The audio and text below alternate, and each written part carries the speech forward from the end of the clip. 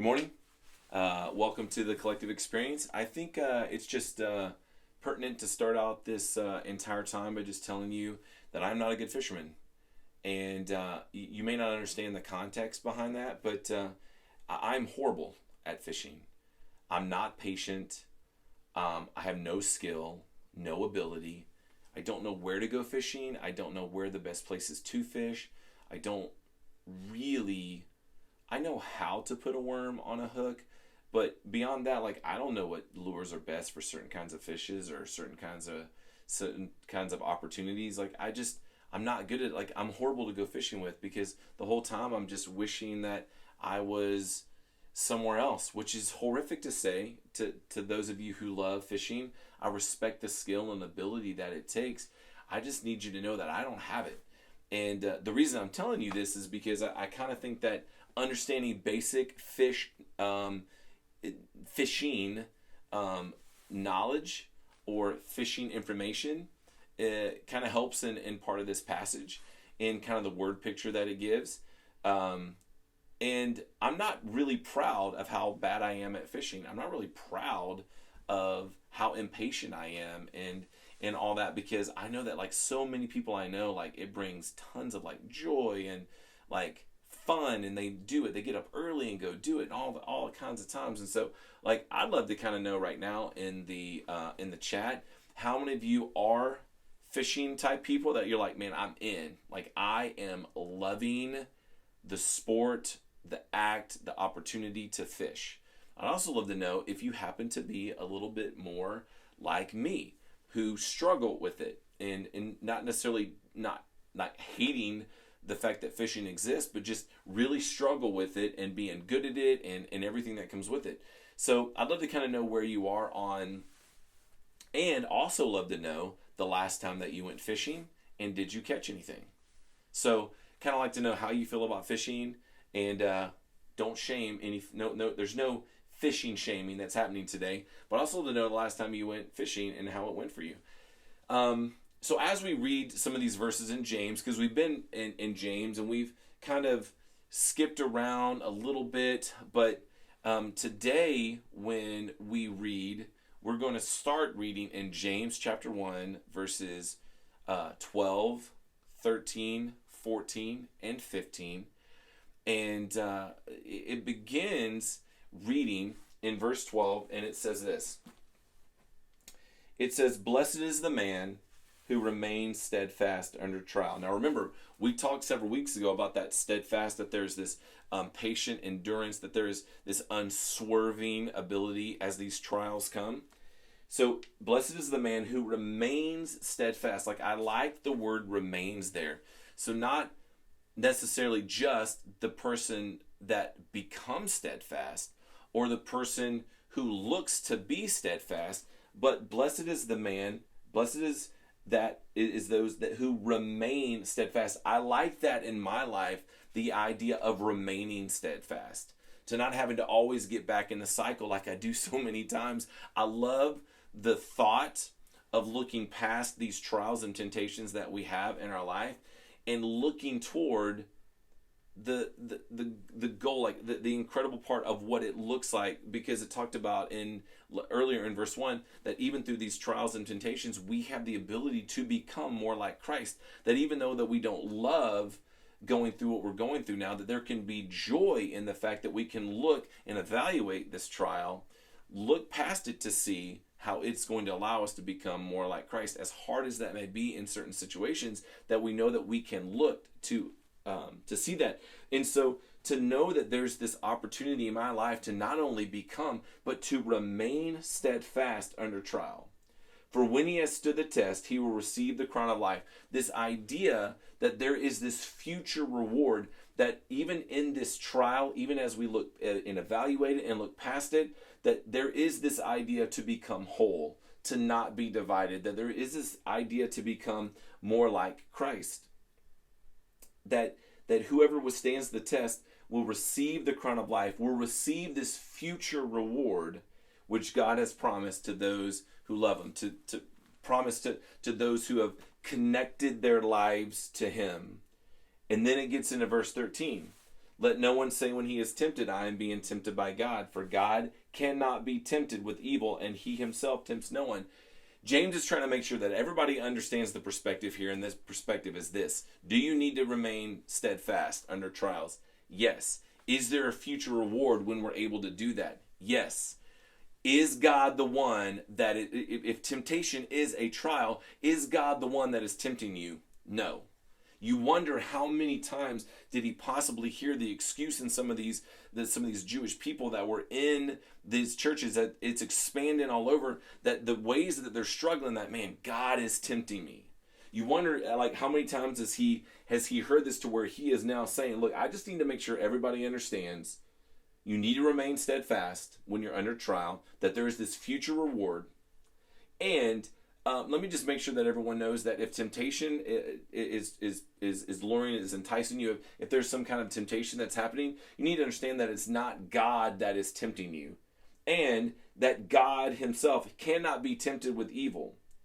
So he's trying to make sure, and that he himself tempts no one. He's just trying to make sure in every way possible. Look, there's some things that you need to understand. There's some perspective here that you need to have, and one of them is God is not the one that is tempting you. Now, do we know that God allows us to be in situations where things are going to come our way?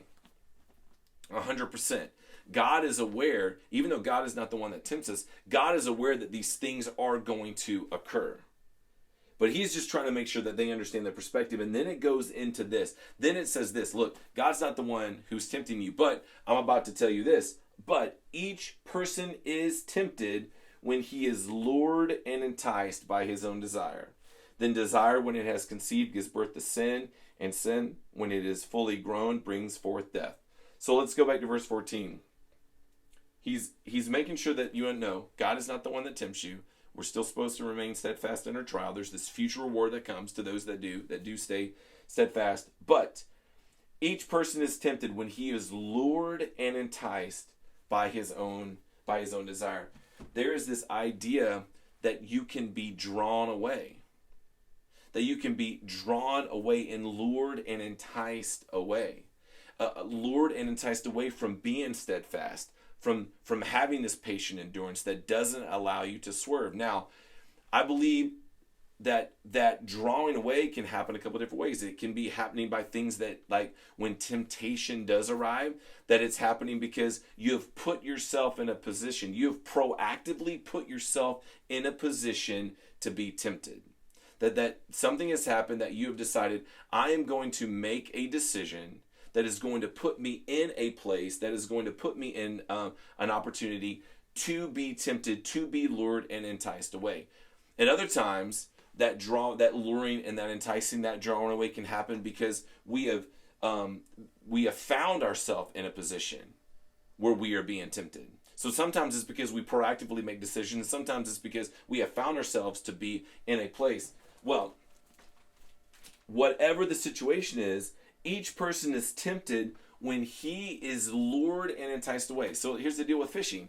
Like, even though I'm horrible at fishing, but the truth is that this idea of being lured and enticed away, the fish is in a place where it's just chilling. It's doing what it needs to do to be a fish. All right? And then this lure comes upon it, and it comes upon this lure. And the whole point of it is to draw it away, to entice it from where it is being a fish, from where it is being who it needs to be, then to draw it and lure it and entice it to be in a place where all of a sudden it has made an action when it like bites down, when it like acts on that lure. It has made a decision that has now put it into a situation where he is for sure, this fish is for sure under trial. This fish is for sure going through a trial because it has been lured and enticed away. And now everything hangs in the balance because of the decision that it's made. So, but each person is tempted when he is lured and enticed by his own desire. So, it goes on in verse 15 and it says, then desire when it is conceived gives birth to sin, and sin when it is fully grown brings forth death. Now, just to be straight up, like, I need to make sure that everyone understands temptation is not sin. Just because you're tempted does not mean that you have sinned. There's evidence even in the New Testament of how Jesus himself, who was perfect, who lived a perfect life, was tempted. We know that Jesus experienced things in temptation and experienced emotions and things like that the way that we do, because of the fact that he was not only 100% God, but he was 100% man. And so temptation itself is not sin. Now, it puts you in a dangerous place to maybe act on that temptation, which can be sin. It gives you, it sure puts you in the right space to where potentially you could then act on something that not only has drawn you away or enticed you, but it's ensnared you and pulled you into something that's taking you away from the safety and the connection and the steadfastness of being right with God. So as it is reading, it's reading and it says this: then desire, when it is conceived, gives birth to sin, and sin, when it is fully grown, brings forth death. Like, it's interesting to me that he's using kind of this familial, this kind of relationship, this kind of living organism idea of what this looks like in verse 15.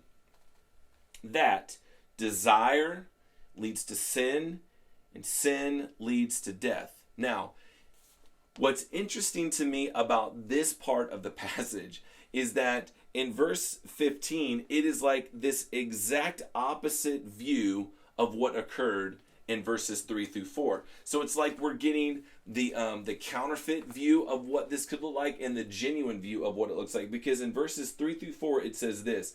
It's like, for you know that the testing of your faith, this trial, this testing produces steadfastness. And that steadfastness, when it has its full effect, it enables you to be perfect and complete, lacking in nothing, basically more like Christ. So the testing, the trial produces steadfastness. Steadfastness produces the opportunity to be more like Christ. See, I love to use a word that makes my wife very happy, is I love the map here. Trials are going to happen. So the trial produces steadfastness, and the steadfastness produces an opportunity and this ability to be more like Christ. That's verses 3 and 4. And so it's kind of giving you this map of what it kind of looks like to truly connect to God in this. And then in verse 15, it gives like this opposite view. It's like the bizarro view of what it looks like. It's like, then desire, when it is conceived, gives birth to sin, and sin, when it is fully grown, brings forth death. So you've got this picture in verses 3 through 4 where it's like the trial, steadfastness, more like Christ. And then over here, we have this desire, when it is conceived, gives birth to sin. And then the sin, when it is fully grown, brings forth death. The wording is even close. In verses 3 through 4, it says, when it talks about in verse 4, and let steadfastness have its full effect, that you may be perfect and complete, lacking in nothing, basically more like Christ. Verse 15 says this, and sin, when it is fully grown, brings forth death. It's almost as if James was trying to make sure that he understands, hey, listen, I've kind of talked about this a little bit. And in verse 15, I'm going to give you kind of like this really kind of this realistic view of the way that this darkness can creep upon you. But I've already given you a few instances earlier, a few paragraphs earlier in this letter of what it looks like, of what like the flip side looks like. So this desire, what it talks about is that, like, the desire that is toward this temptation, that when the desire, when it has conceived, gives birth to sin. See, that to me, it's this very intimate picture that desire. It already said this, that each person is tempted when he is lured and enticed by his own desire. And we know this too, that his own desire, that there are different things that different people desire that could be temptations. We often think that it's just talking about sexual things, but there's all kinds of things that can be a desire, that can be forbidden, that can be cravings. It doesn't have to just be something that is sexual. So verse 14 is saying, when you are tempted, but each person is tempted when he is lured and enticed by his own desire. And you can see the picture there of that fish in the lure and what happens when that fish takes hold of that bait, of that lure. And it certainly does many times lead to death for that fish. Then desire. So we know that this desire, that when we are lured and enticed by that desire, that leads to temptation. Then that desire, when it has conceived, gives birth to sin. And so you've got to not only be tempted, but there's like this conceiving that has to happen. There's this action that has to happen, and it gives birth to sin.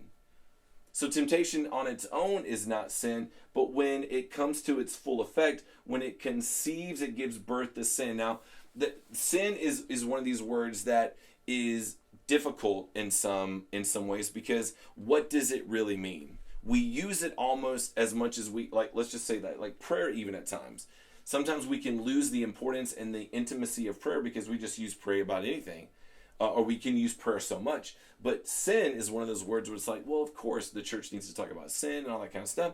But do we use sin in such a way that we almost lose the impact of what that word really means? That sin, and again, this is another word that's going to make certain people really happy.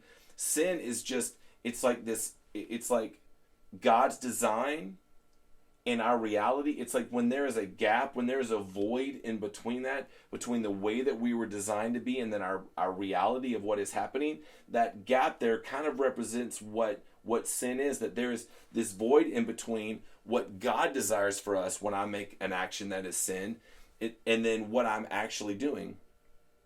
And so then desire, when it has conceived, gives birth to sin. It's such an intimate idea that sin is birthed from desire. Man, it really makes me think about when desires happen, whatever those desires are, that when those desires come up, that we get really, really urgent about evaluating those desires. What is the genesis of those desires? Where are those things? Where's the origin of those desires? Like, what is that coming from? Are these desires, are these things that are coming from God and Jesus, or are these desires coming from a place where it says, like in verse 14, but each person is tempted when he is lured and enticed by his own desire. Then desire, when it is conceived, gives birth to sin, and sin, when it is fully grown, brings forth death. Now, there's this idea there that, of course, physical death that comes because of the sin that occurred in the garden, and the sin that is present in the world today. But this idea, and a lot of what I looked at, is that there's also this spiritual death that comes.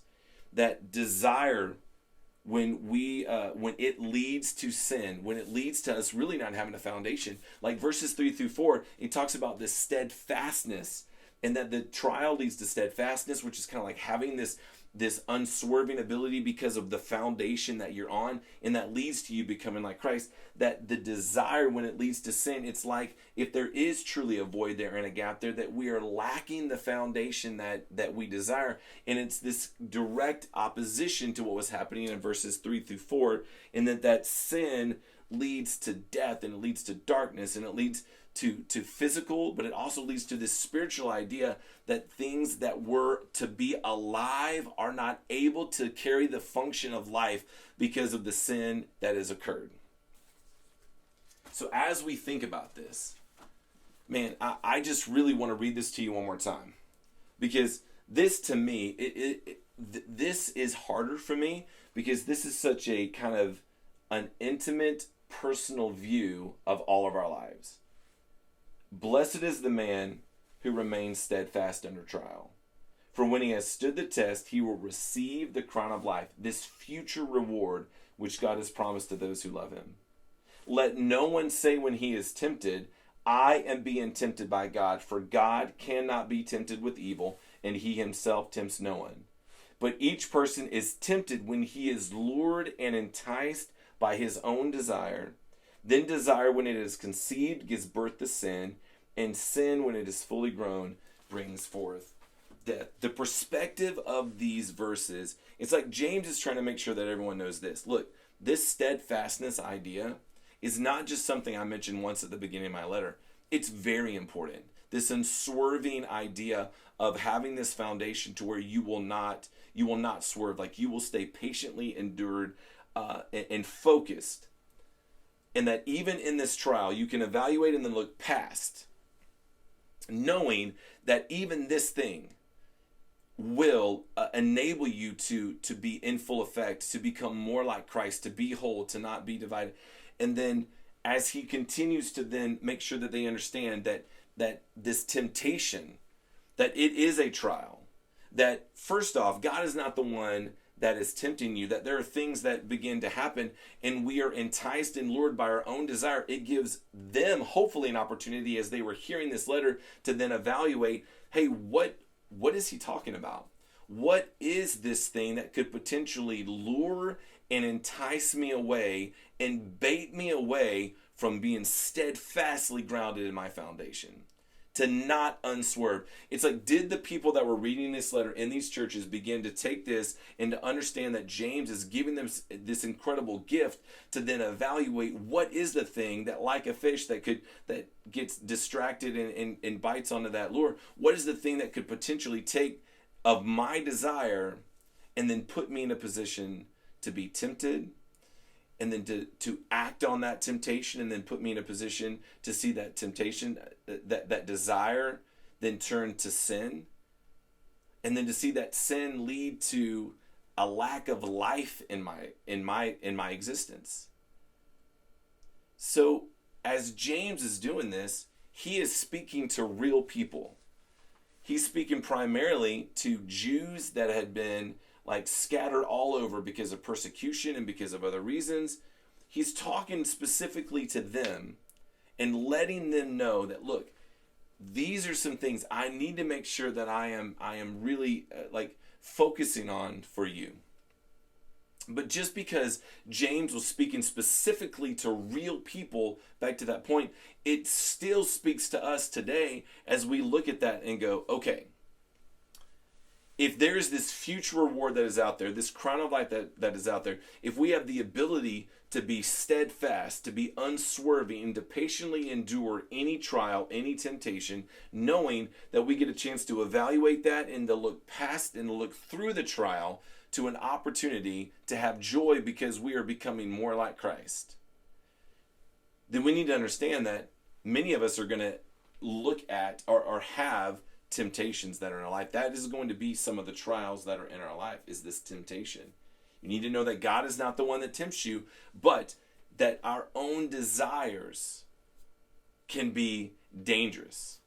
That this luring and this enticement is something that is real, and whether it is something that is sexual or something that is luring us toward pride or luring us toward other things, that we need to be able to evaluate who we are, our own desires, to make sure that we evaluate these things to be ready. Because then it says this, because each person is tempted when he is lured and enticed by his own desire. And then here's the real scary part.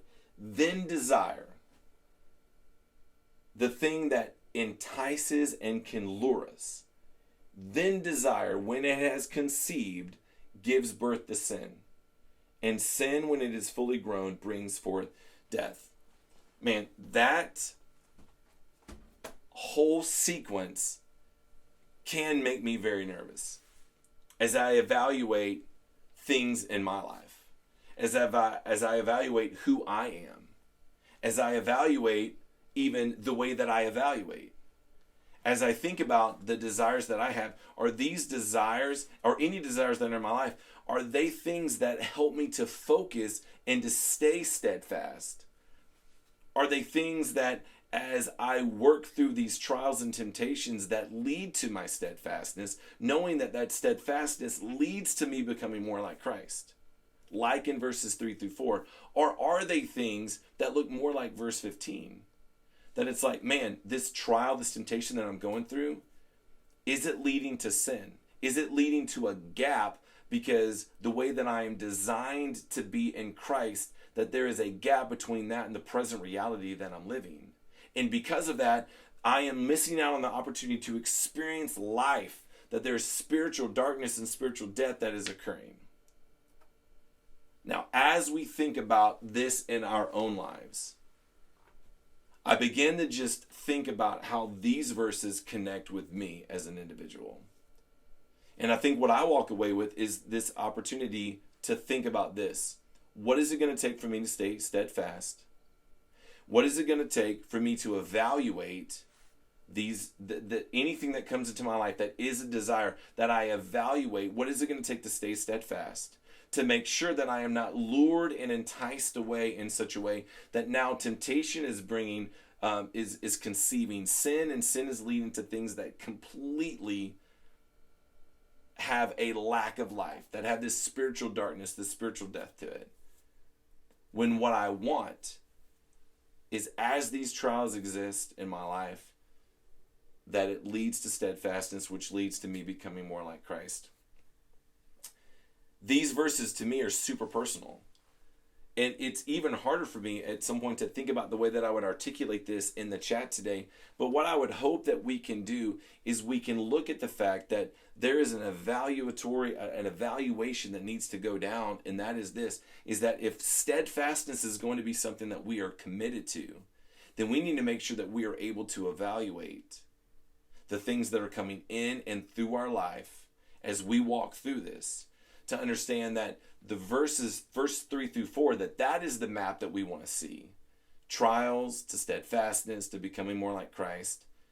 Not verse 15, which is the idea that these temptations that as we are lured by desires and lust, that these temptations that lead to sin, then that's that sin, that gap that exists between the way that we were designed and the reality that we are experiencing because of our own choices, that can lead to spiritual death. So as you evaluate today, I want to give you space that today could be harder.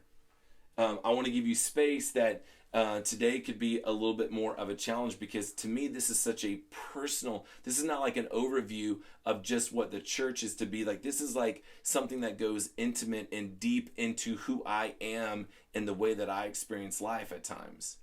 So I want you to know that today I'm excited about the way that you guys will experience discussion at your homes, and also the way that we are going to experience discussion as we walk through this as a community in the chat today.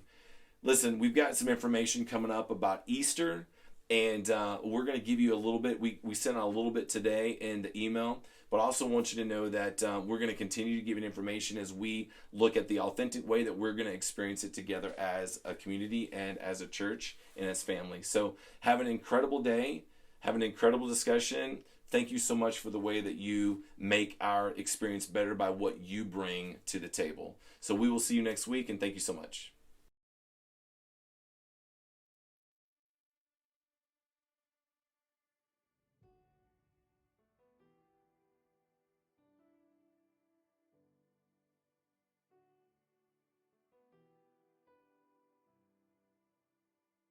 You say just come to you, all who are weary, and you'll give me rest.